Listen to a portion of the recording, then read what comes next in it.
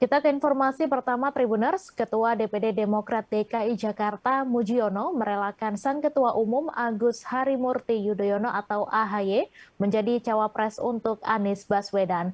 Pasalnya, elektabilitas Gubernur DKI Jakarta itu jauh lebih moncer dibandingkan AHY. Walau demikian, ada catatan khusus yang diberikan Demokrat untuk Anies, yaitu soal elektabilitas. Pasalnya, elektabilitas Anies diprediksi merosot setelah lengser dari jabatannya sebagai orang nomor 1 di DKI Jakarta pada Oktober mendatang.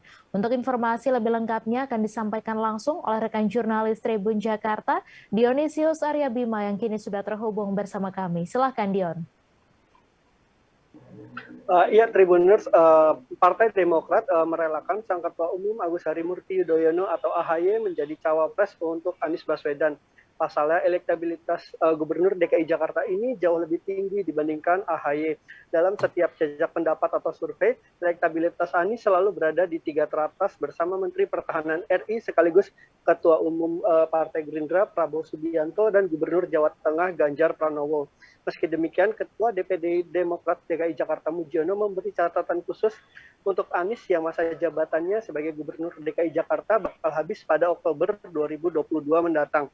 Ia menyebut Anies harus bisa mempertahankan elektabilitasnya. Pasalnya elektabilitas Anies diprediksi merosot setelah dirinya tak punya jabatan lagi. Agar elektabilitasnya tak merosot, Mujiono pun mengajak Anies untuk segera menjadi kader partai. Dengan menjadi kader partai, maka Anies bisa tetap menjaga elektabilitasnya dan peluangnya maju dalam Pilpres 2024 mendatang lebih besar. Pasalnya Anies sampai saat ini juga belum memiliki kendaraan politik untuk bersaing dalam Pilpres 2024 mendatang.